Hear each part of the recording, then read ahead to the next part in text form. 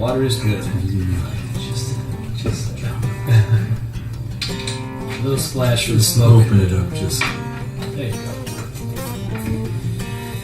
Well, this is not sponsored by Glenn Levet today. I can't pronounce this last name. Can you pronounce that? Shieldegg? Shieldegg? I think. Shieldegg. Shieldegg, the single malt Scotch. The Scottish whiskey. It's very offensive, probably. Probably. I don't care. I don't think the Scots get offended by much. No, they're not a safe space culture. Nah, they're not like that. Any country that's dropping the C word at random. The C-bomb? Yeah, Are we still not allowed to say that in this country? Because when I went to the UK, I must have said it like 57 Hashtag times. me too. If I say the C word right now, this Really? podcast is It's over? It's over. It's over. Because he said the word. He said the word that he's not supposed to. You know what I think it is? It's the American accent that puts a little bit of emphasis, too much emphasis on the N. You might be right. I think so. It might be a pronunciation I thing. think that we need to relearn how to pronounce that word so we can say it like UK people. I think their accent helps too. Helps a lot. And The I usually Irish- throw some other stuff in there, some other words with it, so it's not just you know. Yeah, it's not like that's kind of how we say that word, right? Yeah, like the Irish. The Irish, I think, are adorable when they say it because look at the little cunt. Like, oh, yeah, that's great. The Scots are a little more vulgar, like you what a cunt, like, and they say it with O's instead of U's. Someone who's Irish or Scottish who's listening to this, That is a good. Oh, God, it's smoke in a glass, man. that Good. really is. How do you feel about that? I don't usually drink super peaty scotches. They're usually a little more smooth, but it's not bad. I mean, That's it why I got tastes it. like somebody dug it right out of the ground in Scotland. That's what it tastes like. It's good, though. It's good. It's good for you. Am I recording? Yes, I am. Holy shit. So, gentlemen, second podcast. We did one a couple weeks ago, our first attempt at madness and mental diarrhea. We're back at it again. We have some things to talk about. It seems like there's never an end to the insanity in today's culture. But there's never an end to insanity in any culture. If you look at history, really. It's always like the 60s were the same way. We were at war. The 70s, there was cocaine. The 80s, there was cocaine and Gordon Gekko, or whatever that guy's name was from Wall Street, right? Adam Kroll loves to talk about. Kroll loves to talk about that era of the '80s, pre-AIDS, post-coke. It's like the best era for sex. The He's best like, 6 months That was ever. the golden window. Yeah, that was the time. The Post-coke, best 6 pre-AIDS. months of the United States history were the pre-coke or post-coke and pre-AIDS era of the 80s. We're already in a way different tangent than We the have last talked about podcast. dropping the C-bomb, AIDS, and cocaine in the Just first minute of this rolling off podcast. the rails already. Yes. Good thing this isn't monetized or sponsored or anything like that, because we can say whatever.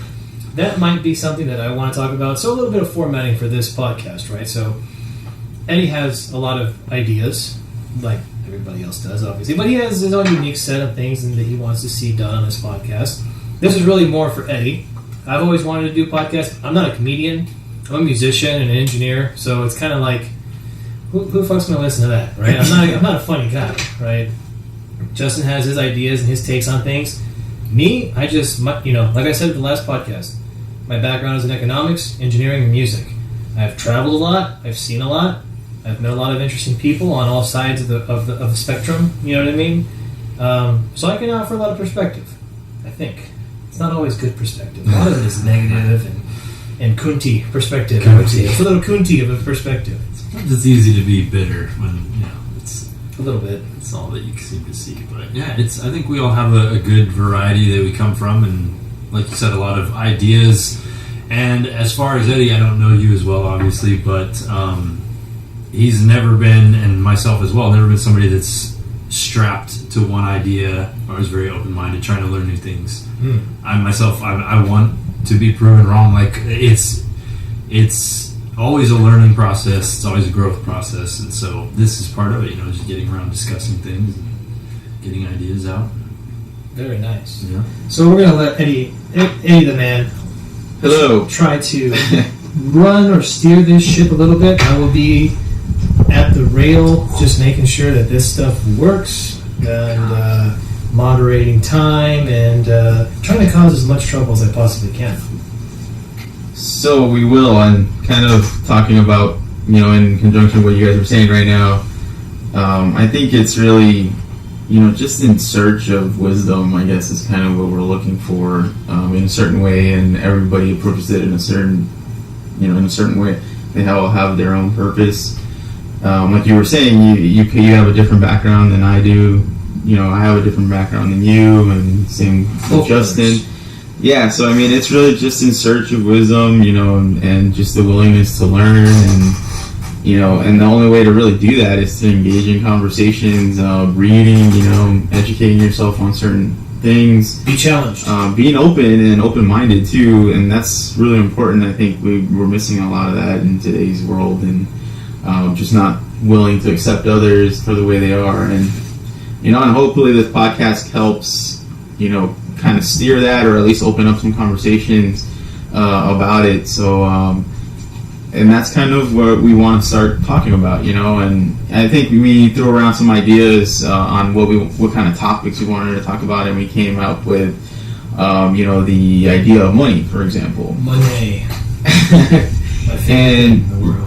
Yeah, I mean, Eddie's least favorite thing. It is really my least favorite thing in the world, but I understand the need for it, and its purpose, and why it's there. I guess we'll probably dive a little deeper into that today. So, Jason, if you want to tell us a little bit about the money. Yeah. The money, the dollar bills. Okay, so from a definition perspective, what is money, right? Context. So we have about 500 years of documented Western economics that any econ student who has to go through a brutal program like that will learn.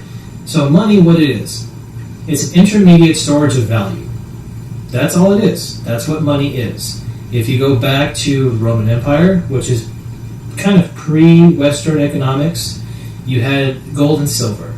And for thousands of years in our recorded history, gold and silver and precious metals was the medium storage of value.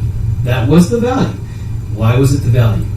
Well, from a chemistry and engineering perspective, gold and silver are some of the finest conductors that you can get your hands on. They're not abundant. You have to mine them. It's actually very difficult to mine for gold unless you hit a gold rush or a gold vein, and those are how you become instant million and now billionaires. I do remember seeing at one point a number of, they've come to, it's the total amount of tonnage or whatever of gold that's in the planet. I remember being super shocked at how little it was. Yeah. This is a tangent, but this is why. And if you're an engineering student out there, or a kid, or someone, or even someone who has a ton of cash, and you're looking for the next big thing, learn how to or invest in mining asteroids. Because asteroids are the next most abundant natural resource we are going to be able to find. And so gold, right? It's rare. You melt down gold. You can have it solid at room temperature. You can melt it. It has the same physical, damn near the same chemical properties in any state. Melted, liquid. It maintains its chemical composition no matter what you do to it. If you mix it into gold, you can extract the gold and it will be the same weight and volume and chemical composition as gold. And when you're saying asteroids, you are talking about flying rocks in space, right? Yes. Is that what you're talking about? Yeah, I'm talking about huge I just want to be clear about that. We're not talking about asteroids that hit the Earth already. We're talking about flying rocks. Those are meteorites. Those meteorites, by definition, are smaller chunks of rock. Right.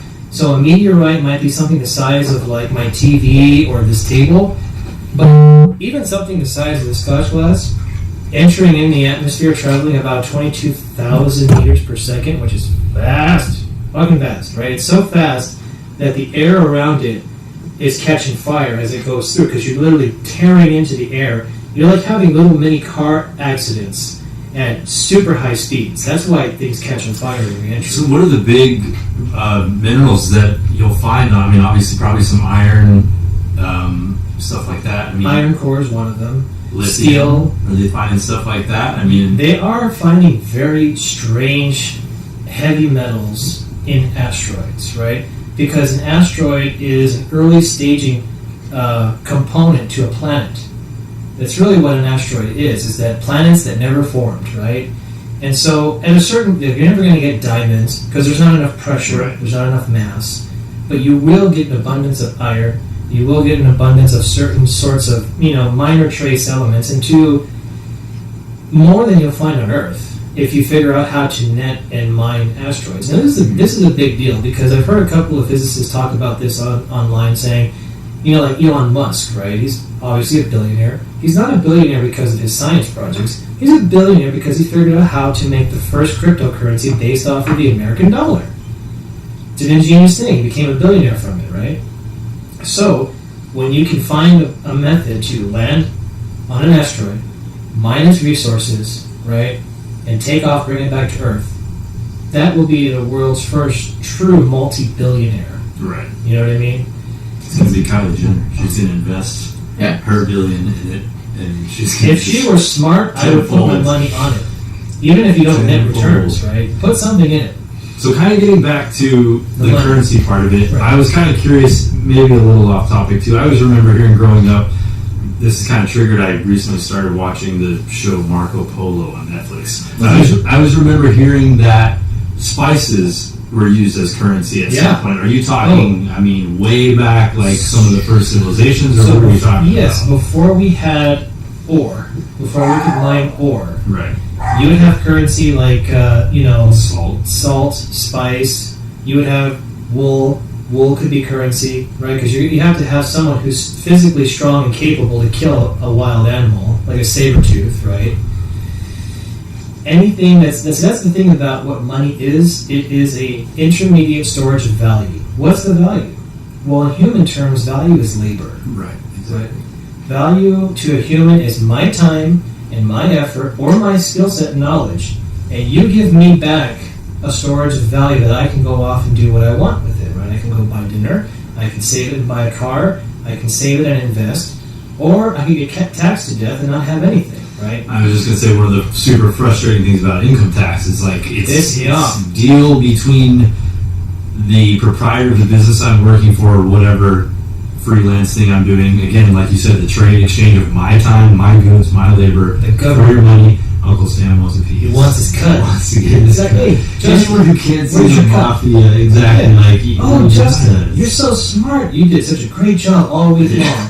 Hey, you know that those morning hours are for the government, right? Yeah. I want that money, Justin. First 3 hours. It's like, oh, you don't want to pay me that money. Okay, I'll put you in a steel cage, you bastard, if you don't pay me my fucking money, Justin. That's how I feel. I'm sure some people would illustrate it like they're providing you an economy and a country and the safety, and you'll get all of that kind of. So we'll get into that definitely. Government is about 30% of GDP historically. When you look at countries that breached that cap, look at countries that went, we want all of the GDP to come from the government. Russia's a good example. Russia's a very good example. Mexico is kind of a current example of that, of federalism taking over because there's no industry, right? You can go into that. The biggest example and the most recent and the most holy shit, that's a perfect example, is Germany post World War I. Everyone thinks that World War II was the cause. No. World War I and the agreements post World War I to pay back France and Britain tariffs so that they didn't invade Germany is what created World War II. It was the economics of 20 years of bad policy that gave rise to Hitler. That's not even really debatable. I don't know how, there's multi-variables that contribute to any sort of thing, but to deny that the economics were a direct causal effect of that situation is just, you haven't done the reading.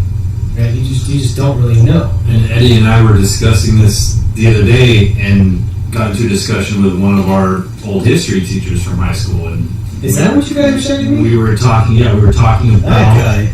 More of it got into World War II rather than World War I, but the same kind of thing can be said about, it's not necessarily, because he was basically trying to fight the definition of imperialism and act like the U.S. doesn't participate in any kind of imperialism. He said that we have not participated in this country in imperialism since Jamestown in the 1600s, because he basically defined it strictly as land acquisition, invasion, all this stuff. But obviously, as you just illustrated, there can be far-reaching effects from not even being in the country. Here's a good example and a good counter to your historical professor. And I call him historical professor because I'm not sure he's a history professor. He's not a professor. He was a teacher in high school. Oh, he was a teacher in high school. He's a high school teacher. Those poor bastards suffer enough. Anyways. Bible thumper. Oh, goodness. Another fun guy. Yeah, and I mean, he even posted the definition of imperialism as a source for us to look at while he was like arguing his point. I get a little tired of people that claim to, here's a study, here's a definition. Well, the definition, the funny part is the definition still had an umbrella for economic influence, military influence, and those types of things. Here's the armbar for your historical teacher, right? Any major war that the U.S. has engaged in since its inception, we have left a military presence in every single one of those countries. That's not debatable. Now, whether that's imperialism, that can be debatable. But the fact remains is that there are still plenty of troops in Germany, in Okinawa, in Japan, in Portugal, in Spain, in the UK, and all over South America. The only place that we don't have military bases per se are in China, Russia, and the Middle East. Well, we're slowly taking over the Middle East, right? Yeah, and that's kind of what he was trying to say that those bases don't constitute imperialism. But maybe what we were arguing was, well, what about the situations in Latin America where a lot of these covert operations came out of these embassies and these locations that were U.S. territories, per se? Well, he does know that at one point in time, the United States government, the Federalists, right, the federal government declared all of South America U.S. domain.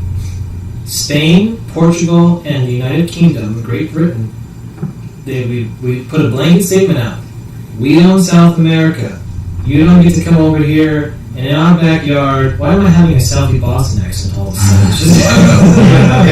It's called the Monroe Doctrine. Yeah, that's basically what you're talking about. Right? Yeah, they blocked on everyone else, and that is in essence imperialism as well, because you're not allowing for free competition from anything else. They didn't want to come in and start allowing other countries to take over resources. It was their resources, and what we were saying was, well, that basically made those poor countries who were rich in resources, like you were saying, basically made them have to give a lot of those resources to the United States. Yeah. And you can't sell them because the government owns it. Exactly. If I touch anything, I go to prison. You know, the only countries that we have not really settled are other countries of history of imperialism. Japan being a big exception. That was a big win. Yeah. We all know what it took to get that win. Exactly. Twice. We had to drop 2 of those fuckers on it. And it's really horrible historical context, right? But it's the truth. I guess I can see why some of the kickback, if you're like a super staunch, patriotic, I love America, move up your ass type shit, that if I'm saying imperialism, it's an ugly word, and you want to reflexively, because it doesn't feel like that, I guess, sometimes inside the belly of the beast. But again, we were talking about the definition he posted had the word influence. And if you're going to tell me that having a military base in a country does not have influence, or having economic sanctions does not influence, and not only that, but where are the bases from these countries in our country? Why don't we allow them here? No, we allow embassies. It's very clear why we do not allow them here. And to deny that is just stupid. We're not going to put them here. Yeah. But even embassies are influential to a certain extent, you know? Whoa, okay, so now we're talking about money. A little more diplomatic. Getting back to money, all right? So we define what money is. It is an intermediate storage of value. That is it. Nothing more, nothing less. Most societies and most governments of Western economic history have used gold. This is what's referred to as the gold system. We're no longer on the gold system. We've been off the gold system for about 40 plus years, right? Mm-hmm. It was right around the time that we were going to the moon, where we could afford health care, not health insurance, health care, right? Real health care for people that were dying. It was cheap. Paying for health care in the 60s when we were going to the moon was cheaper than buying a car, right? If you had a serious ailment. We didn't have the technology to cure some of this stuff, but we could afford to pay for what we had at the time, right? Real dollars are real dollars, and that's something that I've always heard every economic professor tell me. Real dollars are real dollars, nominal dollars are nominal dollars, right? You have to understand the difference. Nominal dollars are kind of like your gross salary. Hey, you're making 60 a year. You're doing good. What's my real dollars?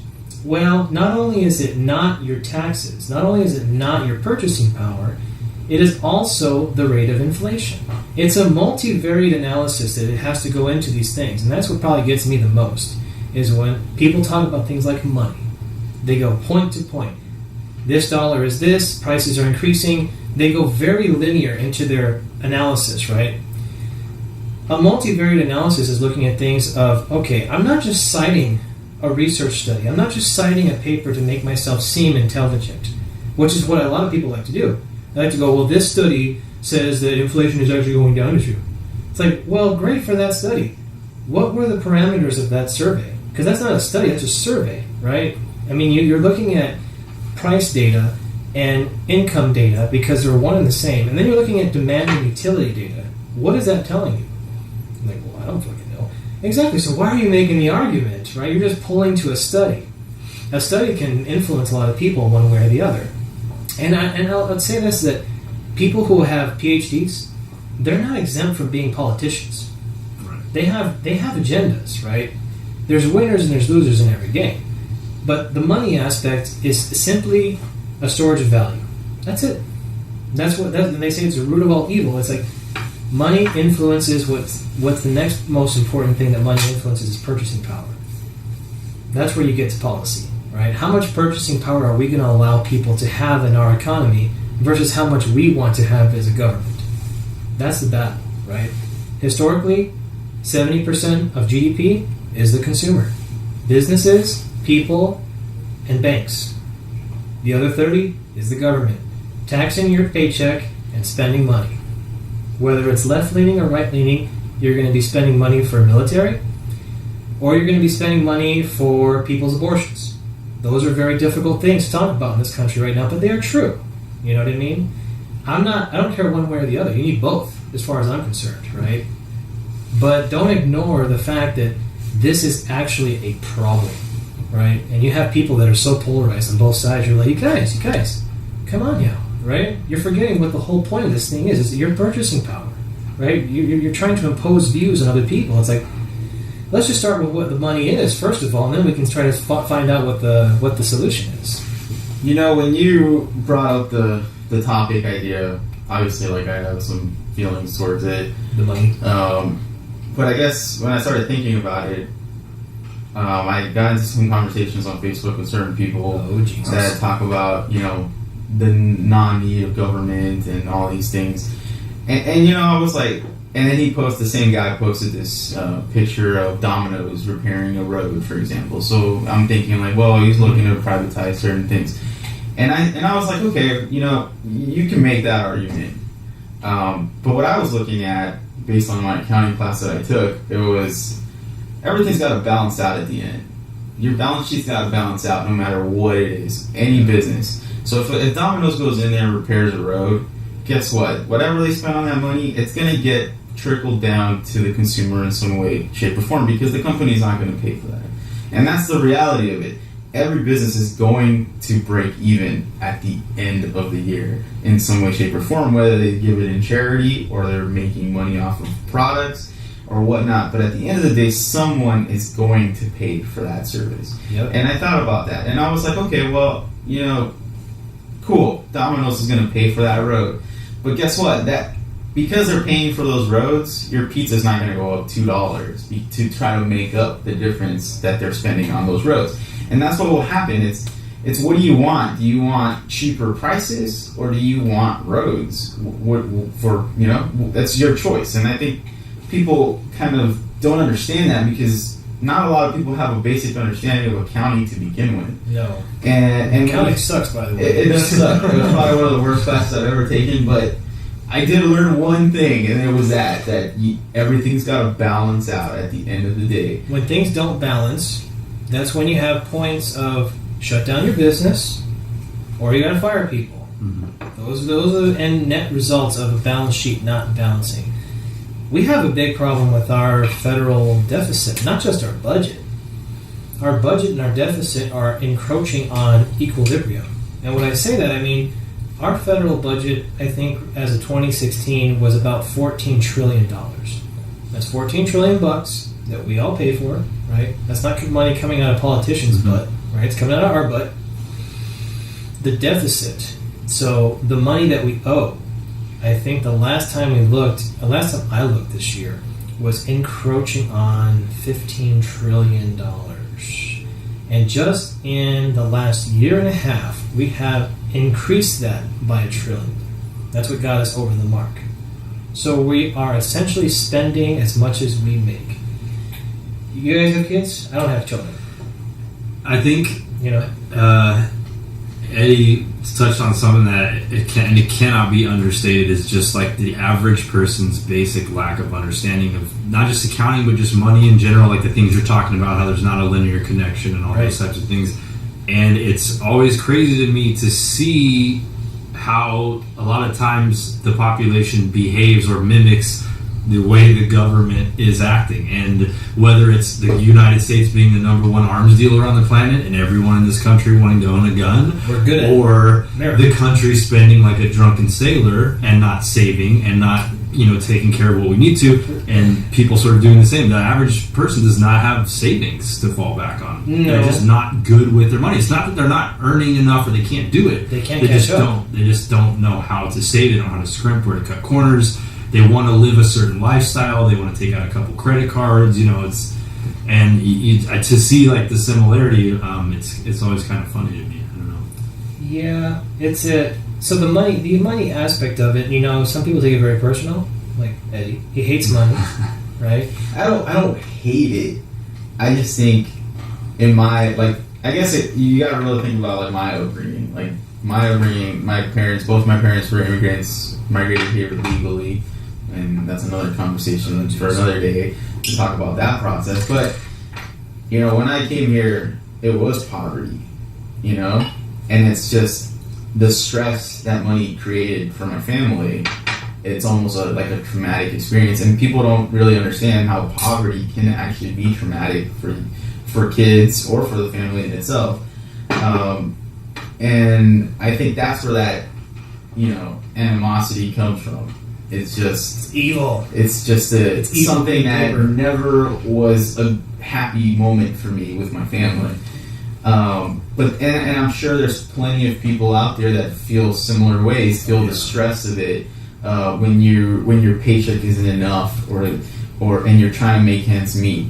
But the reality is that there are a lot of factors that are going into why that paycheck is the way it is. Shrinking. And taxes, yes, is one of them. Inflation. But inflation, you got, the cost of goods and all that stuff. And, I mean, to even just begin to understand, like, how much it actually impacts your paycheck.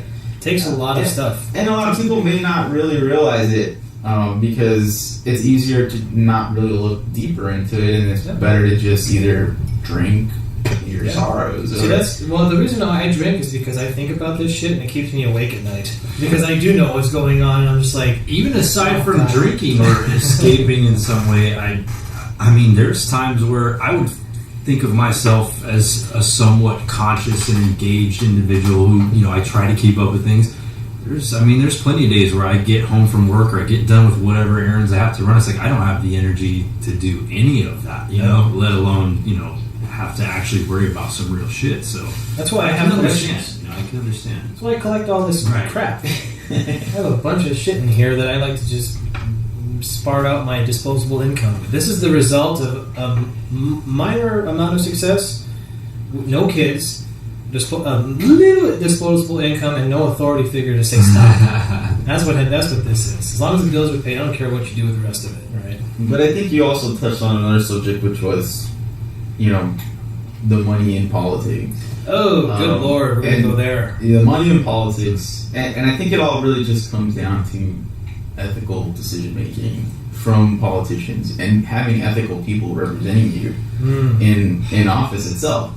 I also got in an argument with someone on Facebook in regards to some of the... Stay off of Facebook. Yeah, it's just, I just seem to gravitate around these people, and it's because, they'll say something and I'm trying to help them understand the bigger picture, and they don't want to understand it. And a lot of it was, in this particular example, like, this guy was talking about why he doesn't vote, And I don't blame you. I wouldn't vote in this situation just as much, because does it really matter? I mean, I don't know. Just look at the last election. So you're choosing to abstain. So you're choosing to abstain. Fine. So I made the comment of, everybody's got their own choice of whether you want to vote or not. And I was like, but the least you could do is maybe get involved in your local government, because you may actually see a win there, or at least get some wins within your local community that you won't get at a national level. And I think that's kind of, I don't think, it's kind of underrated, I guess, like those local elections, but they hold a lot of power if you think about it. Yeah, and your local sales tax. Exactly. And there's a lot of things that you can move around, but the fact is that the media's got you focused on the national thing. Mm-hmm. Yeah. And then we started talking about, as we kind of started talking about that conversation, we started talking about, I don't want to vote in local elections because the candidates are crappy. Another valid point. You're right, they are. But why is that? Well, because maybe the right candidates are not being persuaded to run. So you're getting, and I sit in committees with the city and the county and all that stuff, and I see politicians in there all the time that probably shouldn't even be there. I don't understand how some of them get elected. Sometimes, it's like they rely on their staff or they rely on somebody else to give them the information rather than them having a great understanding of how to maneuver within government itself. So that's part of the question is how do you make decisions in government? I mean, you have to know how it functions for one, and then to be able to make proper decisions for the community itself, then you have to be an ethical person. You have to do what's right, and you have to have some integrity and some honesty, and that's what we're missing. And I think, we have this conversation about money. Yes, taxes are a burden, but there are ways to be able to use that tax dollars in a positive way as well, which they're not. And why is that? Because these unethical people are making decisions for everybody else. Wasting money. See, I would be all for taxes. And this is something I've been thinking about since we've started this and having our conversations and our side notes, and what we're going to talk about is, money plays a role in politics. Yes, it does. If Jason was going to have his way for a day, right? I'm going to enact irreversible policy to see long-term good, right? Just immediate good. I'm going to be Thanos for a day. I'm going to snap my fingers and some shit's going to happen. First thing we all know what happened there. That's not a good day. It's going to happen, man. I don't feel so good. It's not a safe place with Uncle Jason. But one thing that I would do, even as an experiment, I would look at the minimum wage. That would be my first thing. And I would make it so that you'd have to do two things simultaneously. You have to abolish the minimum wage, which would make a lot of businesses really happy, right? Gives them an opportunity to pick and choose, and it gives employees an opportunity to say, I'm not going to do this job anymore for that wage. A best response, a natural response, right? That gives people the opportunity to do that. Many people who work for minimum wage are only working there because if they paid them $1 less, they'd leave the next day, right? So that's not growth. That's not optimization. That's not bringing up your commonwealth. It's not. I don't care what anyone says, right? But minimum wage goes. At the same time, I would also abolish lobbying. I would say you cannot any business, private or corporate or public, cannot participate in the political process. You can get your tax exemptions, you can contribute, you don't have to pay for your employees' health care if you don't want to, and you don't have to pay minimum wage, but you can never ever again engage in politics. I think that, honestly, I'd be hard pressed to find one person I've ever spoken with that has any problem with completely getting rid of lobbyists and the way that Congress works, except for maybe lobbyists. Except for the people who run the shit. It's insane to me the way that it works in the halls of Congress, and I'm sure obviously much worse on a national level than it is on a local level. But like Eddie was talking about, the national versus local. I mean, right when we got out of high school, our first year of college, 9/11 happened. So I mean, everything kind of changed in a big way in the world, and we only had 18 years or whatever to experience it, but I know that I saw major changes, not only just in the military and that type of stuff, but in the economy and in everything. Private life. Right, and everything. And so, like he said, it can become really hard to sort of narrow your focus and limit it to your neighborhood. And I guess maybe people would feel like it's ineffective and I'm not really doing anything. But, like he said, I think it's just a much more effective way to look locally. And that's part of the things we were talking about the first time is getting people keyed into, even if it's a little thing like a couple cents off the sales tax in whatever city you're living in. There's a big impact. 10 cents difference depending on what part of the valley you're in. That's the difference between your daily gas prices. Right. So we're talking about money. I don't want to get us too far off, but so we know cash dollars, we know gold. What do you guys have? What else do you guys think of when you think of money? Because now we're moving into this cryptocurrency, digital currency age. You guys know anything about that? Yeah, I've always been a tech guy.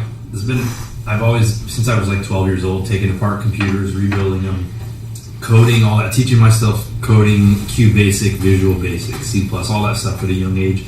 And so I've always been, like, as technology sort of went on this spike, as the internet came along, I sort of followed along with it. Even though my family was not, probably not much better off than Eddie's family was. I remember, the plain government food, cereal and cheeses that we had to buy and crap. But my mom had a job where she was always able to bring home a computer. And so I was lucky enough to do that. And I've had this sort of love-hate relationship with technology because I remember it being, the internet was sort of a place where people went to escape. You never used your real name. You weren't supposed to tell people who you were. Everything was a handle. It was a picture of something. It wasn't you.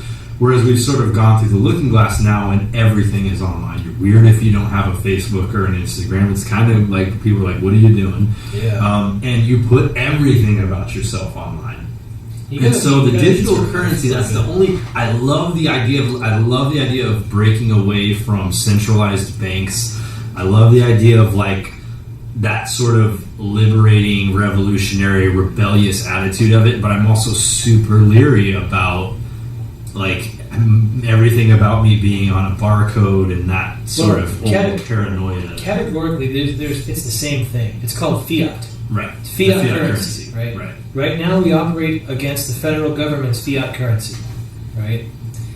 If you move to the digital medium and start doing whatever cryptocurrencies, and cryptocurrencies start and end daily now. Right? It's true. Dogecoin. I think that it's going to go there. It'll either be the government's fiat currency, which I'm very leery of. Yeah. I do not want the government to drain my account. I swear they're looking at Bitcoin and these things and they're drooling and they're going, how can we get this under our control? Let it fail. Exactly. Let it fail. That's what spooks me. We'll tell you guys. We told you guys that Bitcoin wasn't the same. American dollars are the real deal. It's like, no, you fuck. It's a fiat currency. You can tell when they're full of shit, too, because all of the bankers and stuff, JP Morgan, all these guys are coming out, oh, this is nonsense. And then on the back end, you see all of their dudes investing in it. You know the problem is that they're not incorrect. It is a fad. It's not backed by gold. It's not real currency. It's fiat currency. Real currency, again, is those gold coins. But it works for what you said money ultimately is, which is a placeholder. It's working. And so this is interesting to me, is that it is working. Only thing is, who's going to win? Is it going to be government? Or is it going to be the private sector? This is where I think we can go here, right? This is touching on Eddie. I'm poking Eddie a little bit. I can already feel it. Involved. Not a tech guy. Not a tech guy. Not a money guy. Well, philosophically, what would you think about having having no holdings? You don't hold cash. You don't hold gold. You have a digital account that follows you everywhere, like your Facebook. What would that do to people socially? What do you think? Honestly, yeah. I mean, I'm not even sure. I mean, we can make speculations about it. Yeah, social media. I mean, let's speculate because just looking at what social media does, and the nonsense that you see in there quite a bit. I mean, it just opens up a whole other level of security issues that we haven't even started to tap on. Right. Right. And, you know, I just think about, like, somehow the level of crime will probably go up. Cybercrime, at least. You can hide. I mean, things are already out of control. It's a lot Just easier look at to things hide. like Experian and the amount of social security numbers and credits that, credit files that were stolen. I mean, it's just, it's a hard one to even fathom where it's even going to go, and it's a scary thing. It is scary. This is the shit that keeps me awake. And the thing is like, yes, technology is moving that fast. What if I told you technology is slowing down? Well, I don't know if technology is slowing down, because It is. Computing power is actually getting more and more difficult to duplicate. So there's this thing in engineering, and most people know it if they're a techie or whatever. It's called Moore's law. It was an algorithm. It's not a law. They shouldn't call it Moore's law. They should call it Moore's algorithm. It should really be Moore's random prediction that's really, really accurate for a long time. Yeah, it was from quite a while ago, wasn't it? It was first realized, and I don't say discovered, it was first realized by, I forget his first name. He was a PhD electrical engineer and software engineer at, I think it was IBM, one of the first early computer tech companies.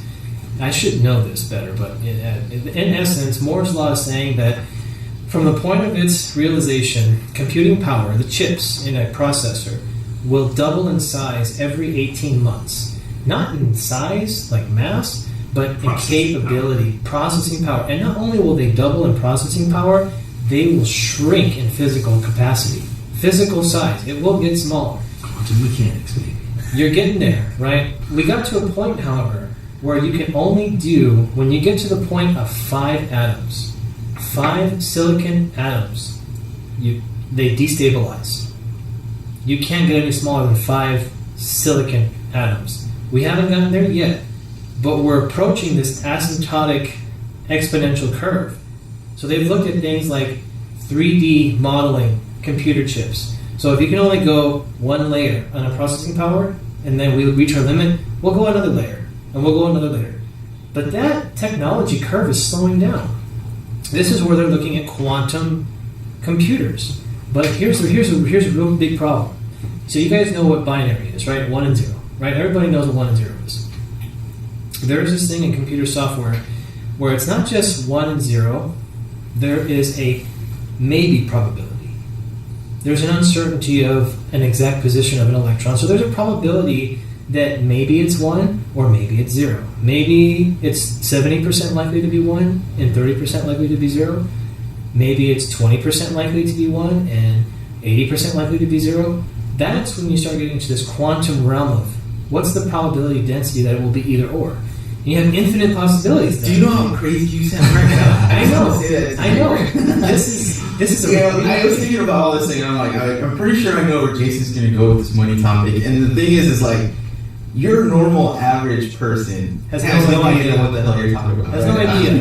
If you're listening on, I don't even know how they probably already turned off. You're like, this guy's fucking boring. It is big in tech. Because, like you said, it's something that's been super accurate. And this guy did not have any idea what tech was going to explode. So he had no clue. He just knew it was going to double. Just to touch on the Bitcoin real quick, one of the things I do like about it is the blockchain process actually is very, very secure. It's limited. It's very secure. Yeah. And like you said, as far as tracking every single transaction that is completed in cryptocurrency is tracked. And you can see every single transaction. You could go in and look at the ledgers right now. It's not going to tell you who did what. It's got numbers and blockchain wallet numbers or whatever attached to it. But if you have their wallet number or their wallet code or whatever, how it works, it's like your credit card. You could get access to it, but it's a lot harder to hack than say your bank website or your RFID chip or anything like that. Those are extremely insecure. Yeah, I mean, you're talking about you've seen, I'm sure, the things they put over the ATM where they're reading your cards and stuff like that. That's the physical stuff is really easy. That's not to say, who knows, in 10 years there's some kind of tech that comes out that can break blockchain and all this kind of stuff, because the pirates are usually ahead of the curve. But right now, it looks really, really secure. That's one of the things I do like about it. It's unlikely just because 128-bit encryption. Exactly. Really hard when it changes. Right? Now here's where I'm coming from. Okay, Eddie. I work with impoverished communities. You go to Tulsa, and there are homes out there that don't even have certain freaking. They have no property value. Well, that, but they also don't have any type of air conditioning units or any type of yeah, exactly. And you're talking about living in a third world country, and we're sitting here talking about this great movement towards this technology, magic currency. Yeah, this magic currency. And these people are trying to cook food in there. I can't take a shit. I can't take a shit around the house. They're trying to put food on their table. They're trying to pay their bills. They're trying to survive. And how does cryptocurrency help them survive? That's a reflexively, you would think that, but those are some of the places where cryptocurrency is taking the strongest hold because they have no localized currency that's not just fluctuating. They have no economy. There's somebody, Zaire, somewhere in Africa, where it's like $1 trillion. They have $1 trillion bill because their inflation is so ridiculous. So these people, I think it's access through their phones that they can sometimes get the blockchain stuff.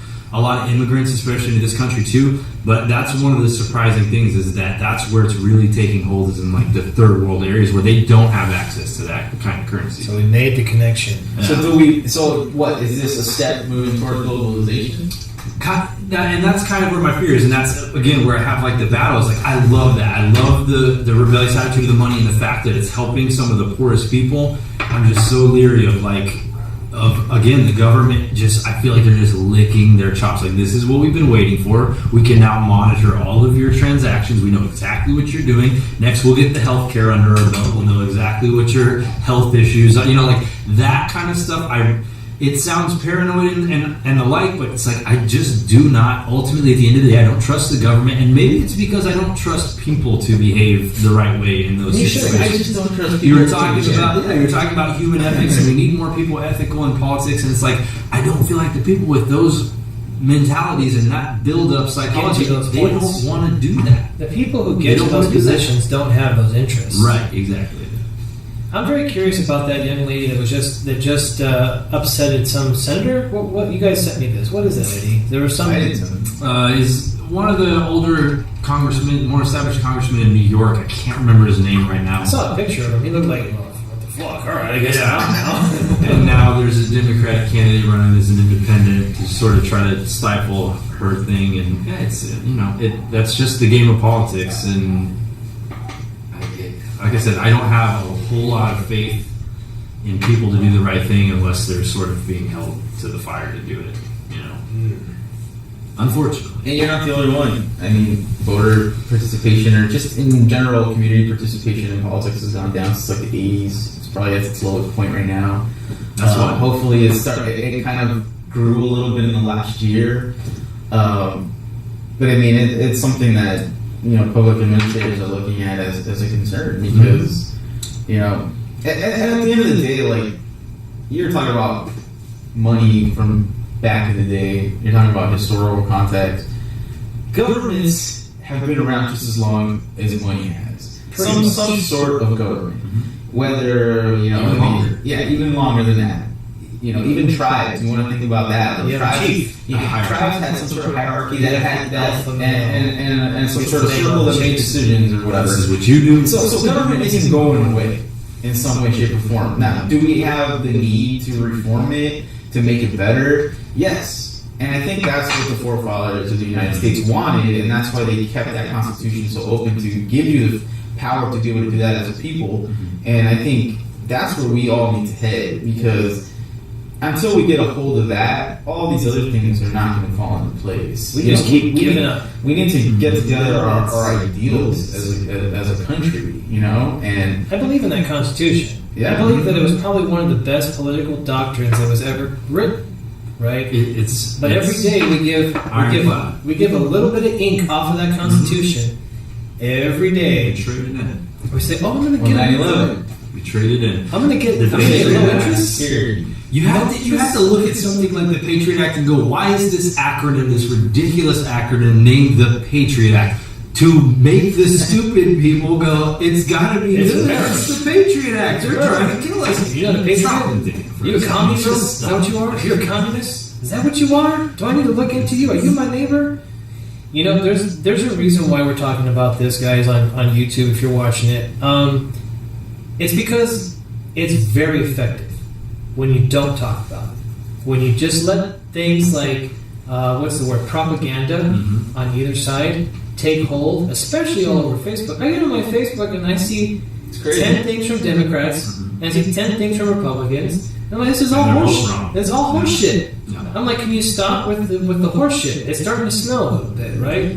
I think there's a lot of people getting sick of that, the back and forth, when there's a lot of people in the middle. I think the big chunk of the people that you're talking about that are not voting or just going, I'm dealing with my life and I don't got time for this bullshit. Knocked out my girlfriend, got fired from my job. Like he said, it's the both ends of the spectrum you don't want. You don't want 100% voter turnout because that means somebody rigged the shit. Nobody's getting 100%, very rare.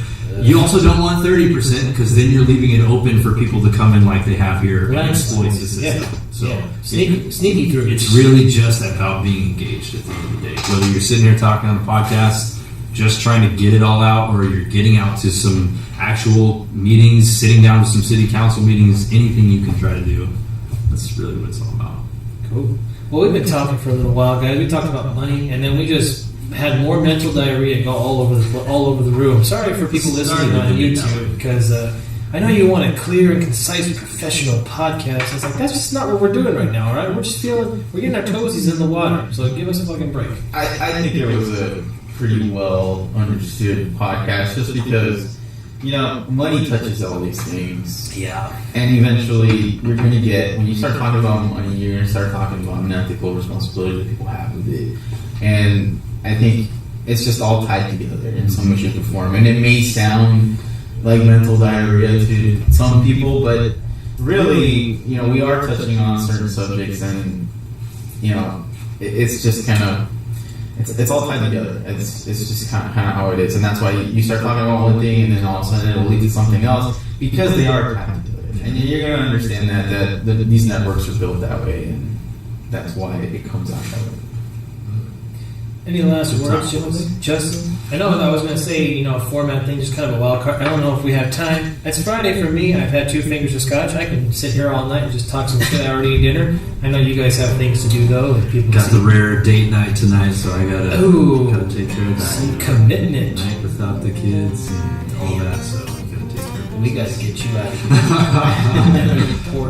important stuff. Right no, man, so we've only done 2 so far, but I always just want to keep sitting in here and just talking more. I feel like we could just go on for hours. So so I think it's good, and I think it was a little tighter than the last time. We kind of kept it a little more in the range. Money, I mean, it's one topic, but you could really, like you said, you could get into everything on it. So it's, maybe we'll do a 2-part on money or something. It can be a regularly occurring thing, and we can sharpen our focus. And I'm going to try to get this whole setup a little bit better, so we're not having to play hot potato with the mic. Yeah, we need a couple mics, and I think we'll be good. It'll be a lot more comfortable. It'll be a better conversation. If you want to see a better podcast and you value our opinions, please contribute by subscribing, and we will get a better budget going on forward. Exactly. All right, guys. Well, we're going to wrap this up. Justin's got date night. Eddie's got, I don't know what he's got. I got more scotch to drink. He's got homework. I'm not in school right now, screw that. And well, we'll see you guys later. Thanks for coming on, gentlemen. Later.